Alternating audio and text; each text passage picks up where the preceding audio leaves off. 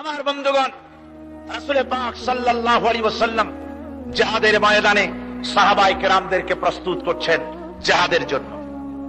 সাহাবীরা তৈরি হয়েছেন, লড়াই হবে মুতার প্রান্তরে। 3000 সাহাবীকে রাসূল রিক্রুট করলেন।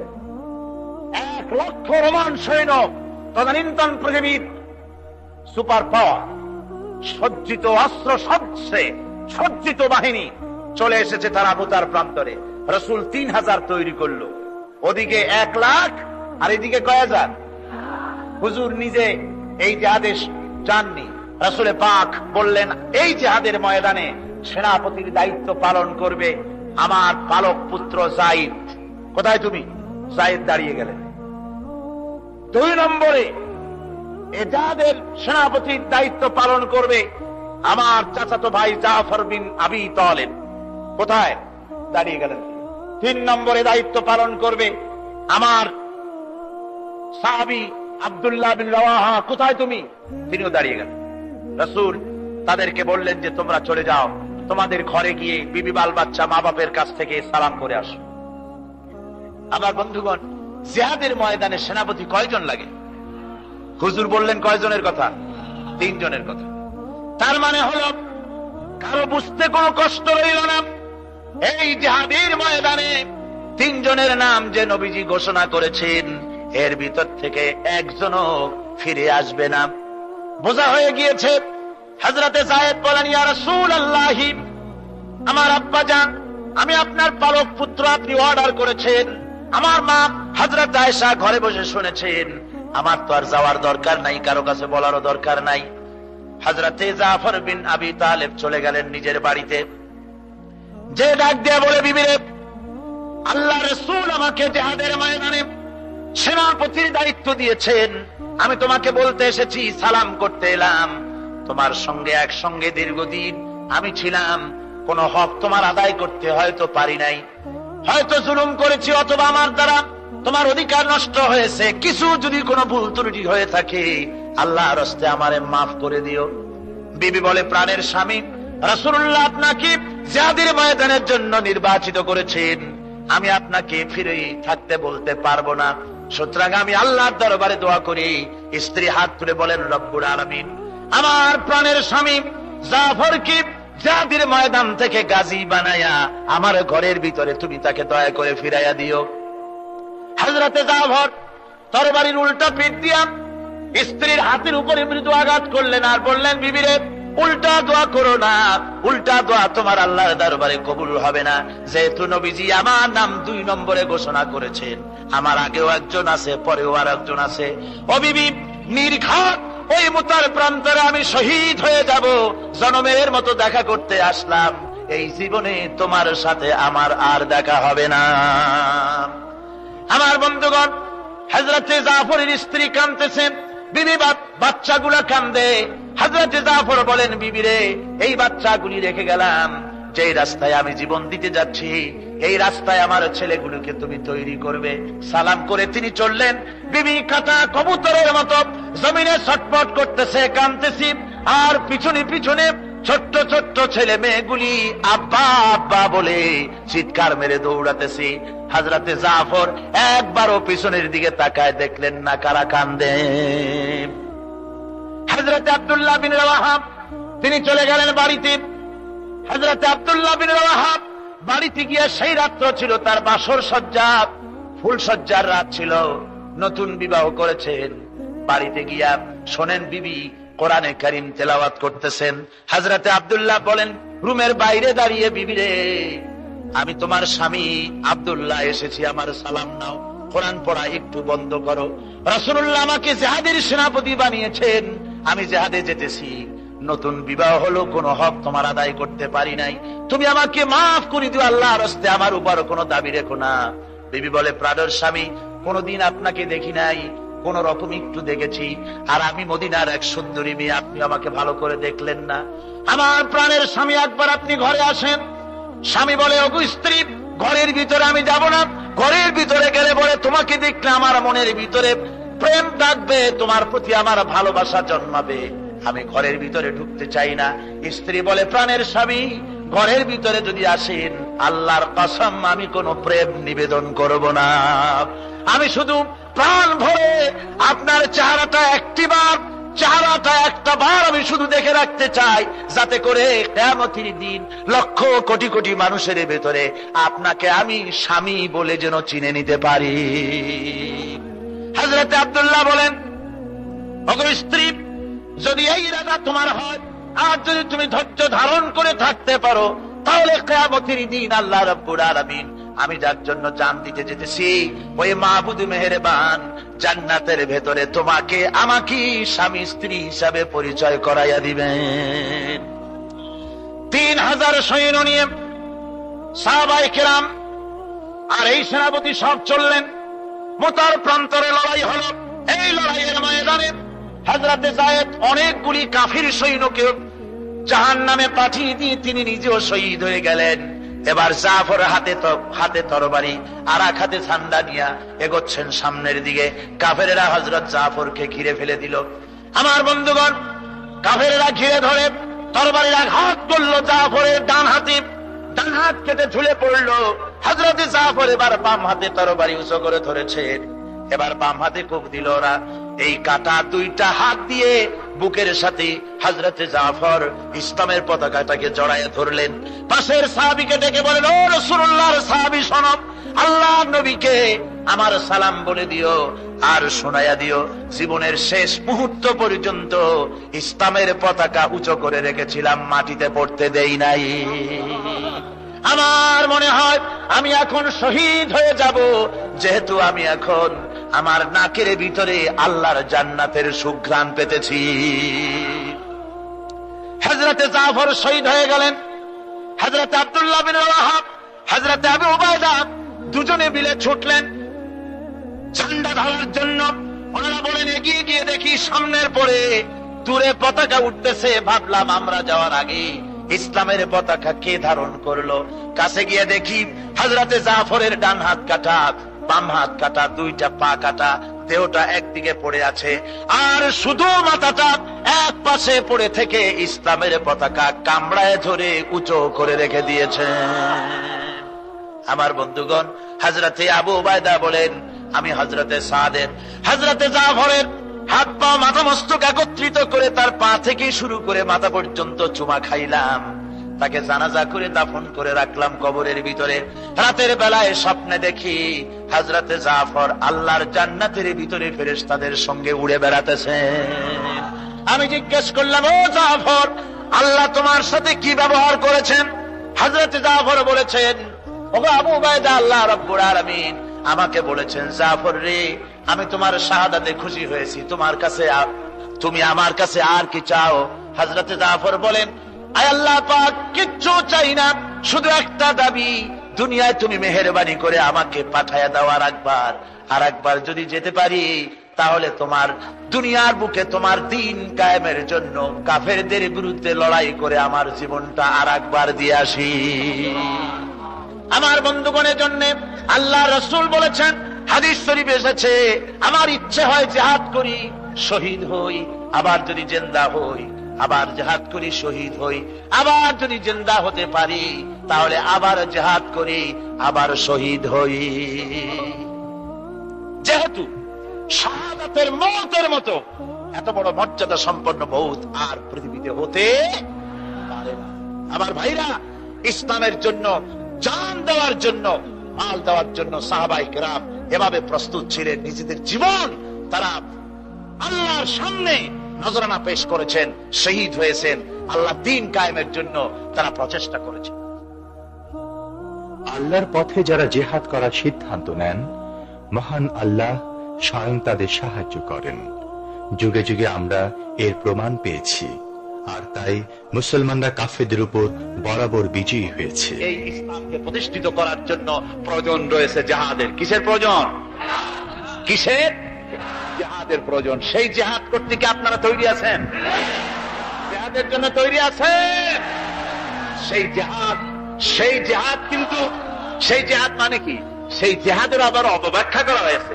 জিহাদের অপব্যাখ্যা করা হয়েছে এইভাবে যে ওয়ালাকিন কালামদার কাফে দুশমন আস্ত, দুশমনের হাতে কলম ছিল।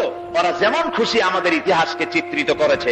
ওরা বলেছে ইসলামের ইতিহাস থেকে তরবারি আর রক্তের গন্ধ আসে, কিন্তু আসলে জিহাদের অর্থ তো তরবারির যুদ্ধ নয়।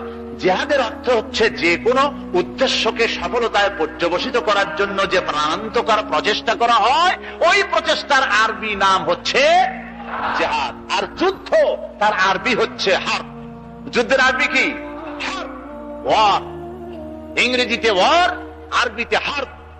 আর জিহাদ যেটাকে বলা হয়েছে ওটা হচ্ছে যে কোন উদ্দেশ্যকে সফলতায় পৌঁছাবার জন্য যে চেষ্টা, ওই চেষ্টার নাম জিহাদ। তবে এই চেষ্টা করতে গিয়ে যখন বাধা আসে সশস্ত্র, ওই সশস্ত্র বাধার মোকাবেলা সশস্ত্র ভাবে করা যেটা, ওইটা হচ্ছে জিহাদের চূড়ান্ত রূপ। কথা বুঝে আসছে? ইসলাম প্রথমে কাউকে আক্রমণ করে না, ইসলাম প্রথমে কাউকে আক্রমণ করে না, আক্রান্ত হলে পরে তারপরে এর জবাব দেয়। ঠিক কিনা? দেখেন না, হযরত আলী রাদিয়াল্লাহু তাআলা আনহু ওই যে খায়বারের যুদ্ধে, সেইখানে কেউ খায়বারের এই দুর্গ মুসলমানদের হাতে আসে না, প্রতিদিন যুদ্ধ হচ্ছে, অথচ যুদ্ধে কোনো ফলাফল দেখা যাচ্ছে না। ফজরের নামাজ, এশার নামাজের পর হুজুর বলছেন, ও সাহাবীরা, আগামীকাল আমি এমন এক ব্যক্তির হাতে ইসলামের ঝান্ডা তুলে দেব যাকে আল্লাহ এবং আল্লাহ রসুল বেশি ভালোবাসেন, এবং তিনিও আল্লাহ এবং আল্লাহ রসুলকে বেশি ভালোবাসেন, আর তার হাতেই বিজয় হবে।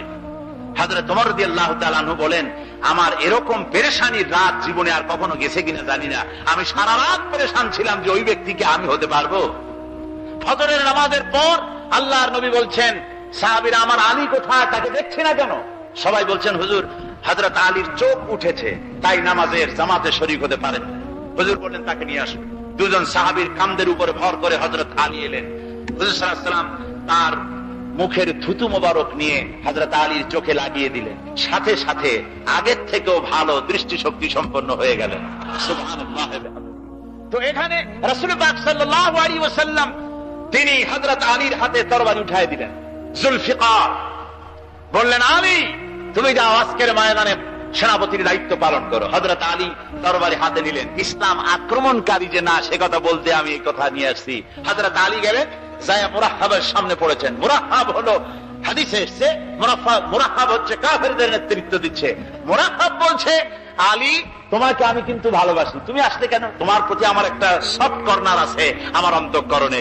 তুমি তোমার ছেলে মেয়েকে কি এতিম বানাতে চাও? তোমার বউকে কি বিধবা করতে চাও?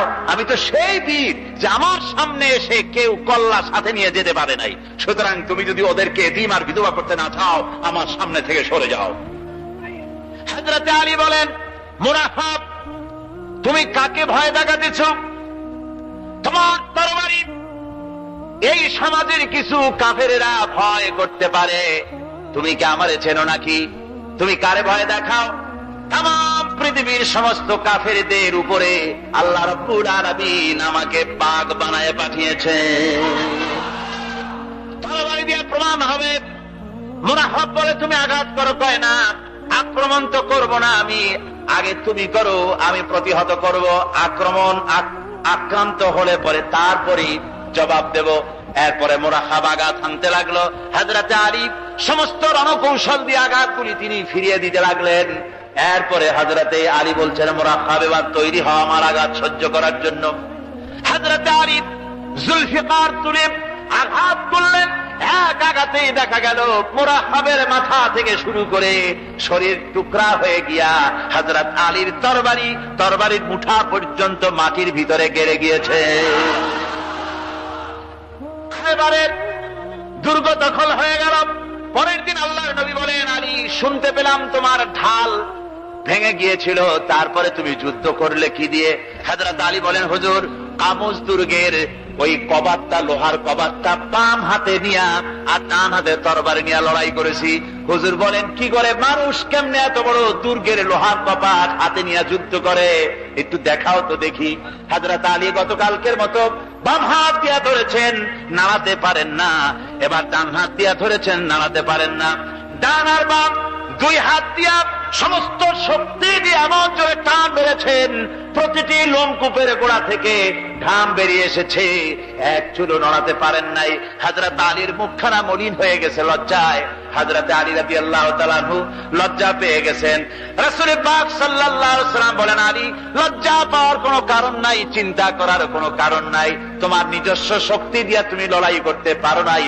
এত বড় লোহার দরজা নিয়ে কবাত নিয়ে মানুষ সেভাবে লড়াই করতে পারে না। আল্লাহ তার দ্বীনকে বিজয়ী করার জন্য তোমার ভিতরে আল্লাহ রাব্বুল আলামিন ক্ষমতা দিয়েছিলেন। জোরে বলেন সুবহানাল্লাহ। আল্লাহ রাব্বুল আলামিন এই জিহাদের ময়দানে যখন মানুষ আসে, আল্লাহ তাদের উপরে মদদ দান করেন।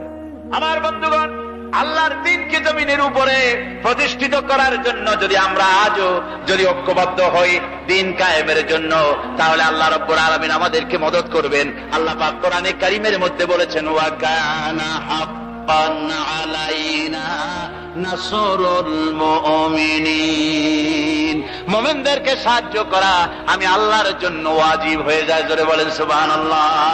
মুমিনদের জন্য সাহায্য করা আল্লাহর জন্য কি হয়ে যায়?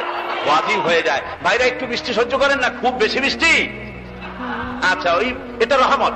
এটা কি রহমত? আমার ভাইরা, জিহাদের ভিতরে সাহাবায়ে কিরাম আল্লাহর জান্নাতে যাওয়ার জন্য তারা জিহাদ করেছেন। তারা দেশ দখলের জন্য জিহাদ করেন নাই, দিন প্রতিষ্ঠার জন্য লড়াই করা ফরজ। দিন প্রতিষ্ঠার জন্য লড়াই করা কি? জনগণ কি? আর এই ফরজ দায়িত্ব পালন করতে গিয়ে যদি কেউ মারা যায়, তাহলে কোথায় যাবে? কোথায় যাবে? ওই শাহাদাতের মওত হচ্ছে একটা সেতু বা একটা ব্রিজ, একটা সাঁকো। এপারে দুনিয়া, ওপারে আল্লাহর জান্নাতুল ফেরদাউস। জোরে বলেন সুবহানাল্লাহ। এই জন্য হযরত ওমর ফারুক রাদিয়াল্লাহু তাআলা আনহু সব সময় দোয়া করতেন, আল্লাহুম্মা রযুকনি শাহাদাতান ফি সাবিলিক ওয়াজআল মাউতি ফি বালাদি রাসূলিক। আল্লাহ রাব্বুল আলামিন, আমাকে রাসূলের শহরে মওত দাও, আর আমাকে তোমার দ্বীনের রাস্তায় শাহাদাত মঞ্জুর করো। জোরে বলেন আমিন। এটা আমাদের দোয়া, আমারও দোয়া, আমার সারা জীবনের স্বপ্ন, সারা জীবনের স্বাদ, আল্লাহ যেন শাহাদাতের মওত নসিব করে দেন। জোরে বলেন আমিন। এর থেকে উন্নত মানের মওত আর নাই। ওই প্যারালাইসিস হয়ে বিছানায় পড়ে তড়পায় মরার কোন দাম নাই। দুনিয়ার বুকে বিড়ালের জিন্দেগি বছর করার 500 বছর বেঁচে থাকার দাম নাই। সিংহের মতো 1 সেকেন্ড বেঁচে থাকার দাম আছে, ঠিক কিনা? আর মওত, প্লীহা, যকৃত, typhoid, paralysis, diabetes, heart attack, kidney পচে যাওয়া, হাবিজাবি মওতের চাইতে আল্লাহর রাস্তায় জিহাদ করে শাহাদাতের মওত সর্বশ্রেষ্ঠ মওত। জোরে বলেন সুবহানাল্লাহ। আমার ভাইরা, রাসূল পাক সাল্লাল্লাহু আলাইহি ওয়াসাল্লাম তিনি মদিনা মুনাওয়ারায় এসে প্রথম যে জিহাদের সম্মুখীন হলেন, ওইটার নাম কি? কোন জিহাদ? বদর। কোন জিহাদ? বদরের জিহাদ।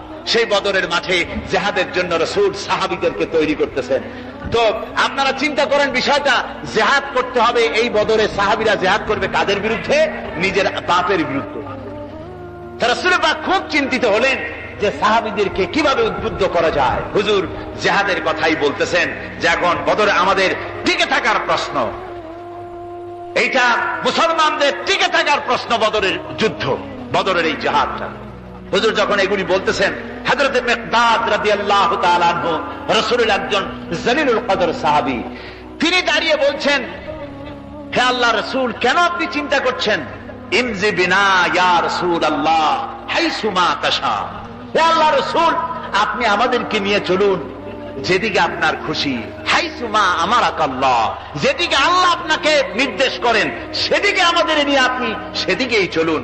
ইন্না লা নাকুলু লাকা কামা ক্বালা বানু ইসরাঈল লিমূসা আলাইহিস সালাম, ইযহাব আনতা ওয়া রাব্বুকা ফাকাতিলা ইন্না হাহুনা কায়িদুন। বুখারী শরীফের হাদিস। হযরত মিকদাদ রাদিয়াল্লাহু তাআলা আনহু বলছেন, হে আল্লাহর রাসূল, আপনি আমাদের নিয়ে চলুন, আল্লাহ যেদিকে আপনাকে আমাদের নিয়ে যেতে বলেন সেই দিকে নিয়ে যান। আমরা মুসা আলাইহিস সালামের উম্মতের মতো বলবো না যে হে মুসা আপনি আর আপনার আল্লাহ দুজন গিয়া যুদ্ধ করেন, আমরা এখানে বসে থাকি, এমন কথা আমরা বলবো না।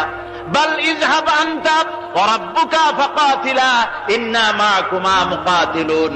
ও নবী, বরং আমরা বলবো আপনি চলুন আমাদের নিয়ে, আপনি এবং আপনার আল্লাহ চলুন জিহাদের ময়দানে, আমরা আপনার সঙ্গে জিহাদ করব, লড়াই করব সেই পর্যন্ত, মা দামাত মিন্না মা দামাত আইনুম মিন্না তাতাররাফ, যতক্ষণ পর্যন্ত আমাদের একটা চক্ষুর পলক পড়ে, যতক্ষণ পর্যন্ত একটা চোখের পাতা নড়ে, ততক্ষণ পর্যন্ত আমরা কাফেরদের বিরুদ্ধে লড়ব।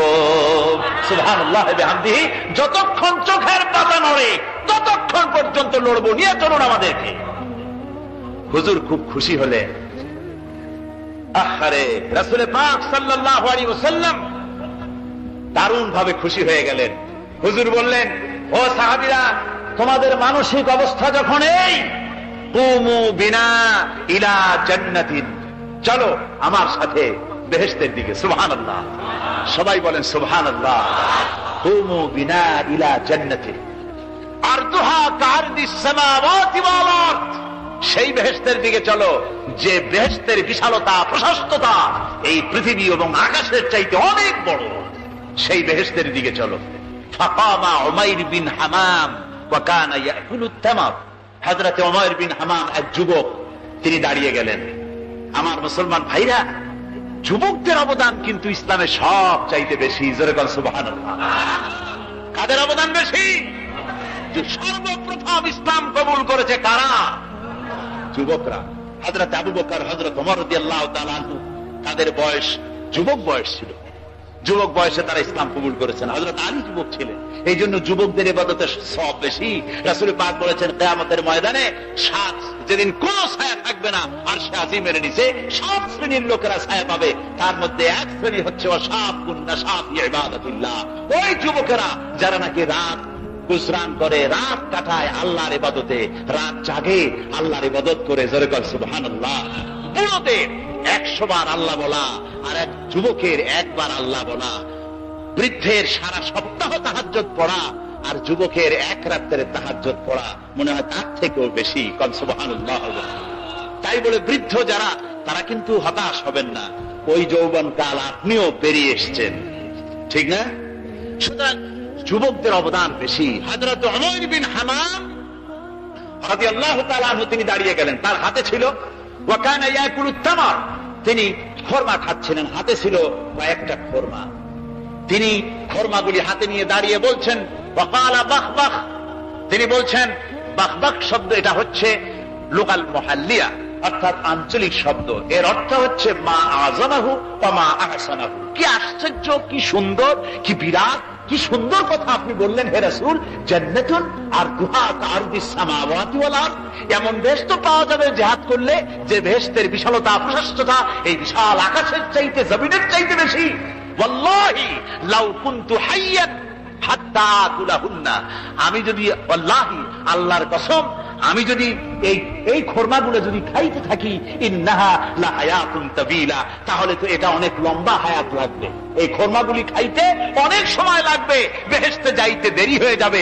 সুতরাং এই খরমা তো আর খাওয়া যাবে না। ফারামাবিহিন্না, হাতের খরমাগুলি সব ফেলে দিয়ে জিহাদের ময়দানে লাফায় পড়লেন। অনেকগুলি কাফেরকে জাহান্নামের খাতে উতরায় দিয়া হযরত ওমর নিজেও শাহাদাত বরণ করলেন। জিহাদের শেষে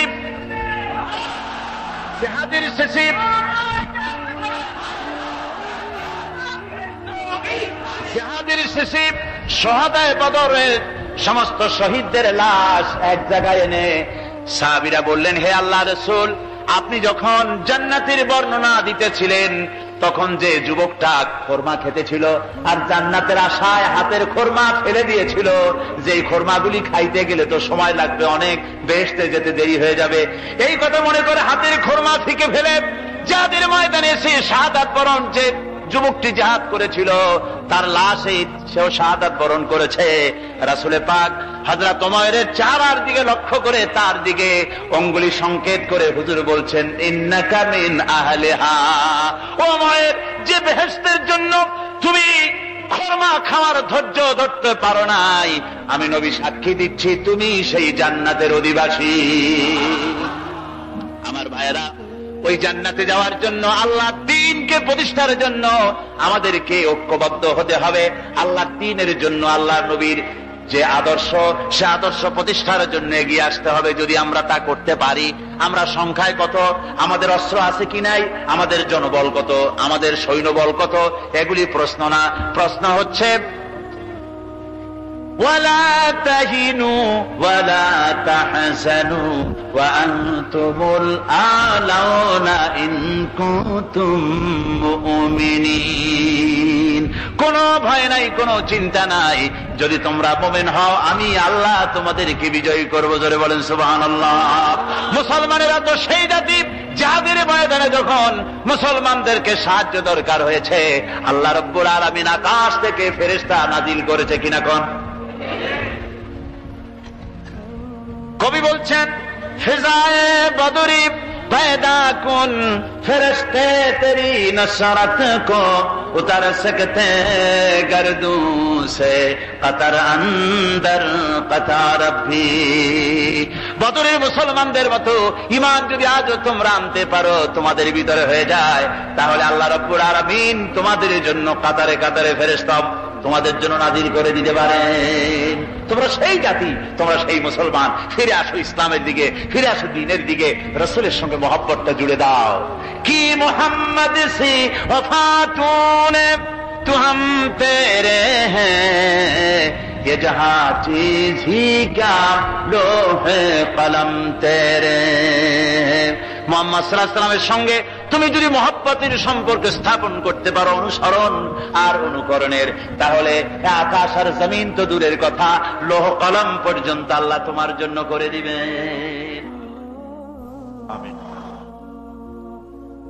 রব্বানা যালামনা أنفسنا وإن لم تغفر لنا وترحمنا لنكونن من الخاسرين ربنا لا تزغ قلوبنا بعد إذ هديتنا وهب لنا من لدنك رحمة إنك أنت الوهاب।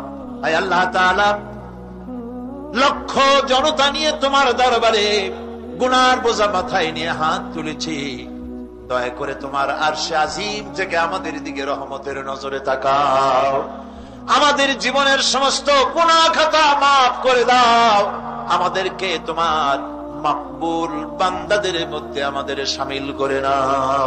রব্বুল আলামিন আমাদের আলোচনার সওয়াব জনাবে মুহাম্মদ রাসূলুল্লাহ সাল্লাল্লাহু আলাইহি ওয়াসাল্লামের রূহ মুবারকে পৌঁছায়া দাও।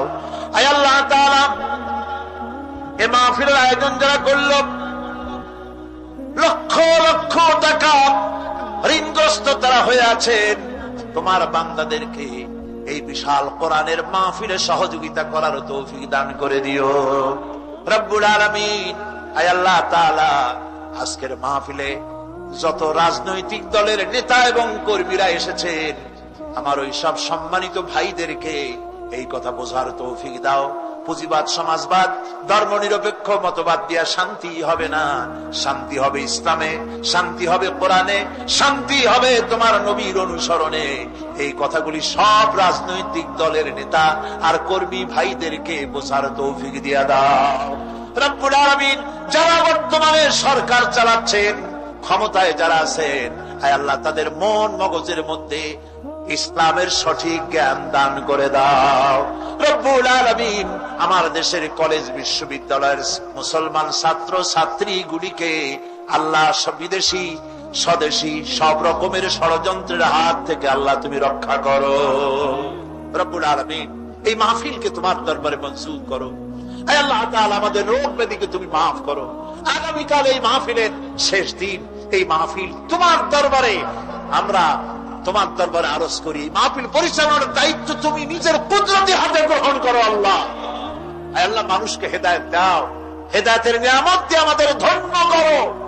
কোরআন বোঝার তৌফিক দাও। ইসলামের প্রতি যাদের মনের মধ্যে বিদ্বেষ, আল্লাহ, মুসলমান সাংবাদিক, মুসলমান কবি, মুসলমান সাহিত্যিক, মুসলমান রাজনীতি, অথচ ইসলামরে বলে মৌলবাদ, ইসলামরে বলে সাম্প্রদায়িক। ইসলাম ভালো লাগে না, অন্য ধর্মেরটা ভালো লাগে, নিজের ধর্মেরটা ভালো লাগে না, নিজের ইসলাম পছন্দ হয় না। বাবুদ, এই সব বুদ্ধিজীবী কবি, সাহিত্যিক আর সাংবাদিকদের জন্য আল্লাহ তোমার কাছে দোয়া করি রব্বুল আলামিন, এদের মগজকে তুমি কোরআন দিয়ে ঝোলাই করে দাও, কোরআন বোঝার তৌফিক তাদের দাও। তাদের সকলকে খাঁটি মুসলমান বানাও। আল্লাহ, আমার এই দেশ 56,000 বর্গ মাইলের তোমার হাবিবের পৃথিবীর দ্বিতীয় বৃহত্তম মুসলিম দেশ বাংলাদেশ, এই দেশের প্রতি ইঞ্চি স্বাধীনতা তুমি হেফাজত করো বাবু। এদেশে কোরআনের রাজ কায়েম হয়েছে, এই দৃশ্য আমাদের চোখে দেখে মরার তৌফিক দেই বাবু। রব্বানা তাকাব্বাল মিন্না ইন্নাকা আনতাস সামিউল আলিম ওয়া তুব আলাইনা ইন্নাকা আনতাত তাওয়াবুর রহিম। সুবহান রাব্বিকা রাব্বিল ইজ্জাতি আম্মা ইয়াসিফুন ওয়া সালামুন আলাল মুরসালিন আলহামদুলিল্লাহি রাব্বিল আলামিন। ওয়াজআল আখিরা কালিমাতিনা ইনদাল মাউত লা ইলাহা ইল্লাল্লাহু মুহাম্মাদুর রাসূলুল্লাহ। আসসালামু আলাইকুম ওয়া রাহমাতুল্লাহ।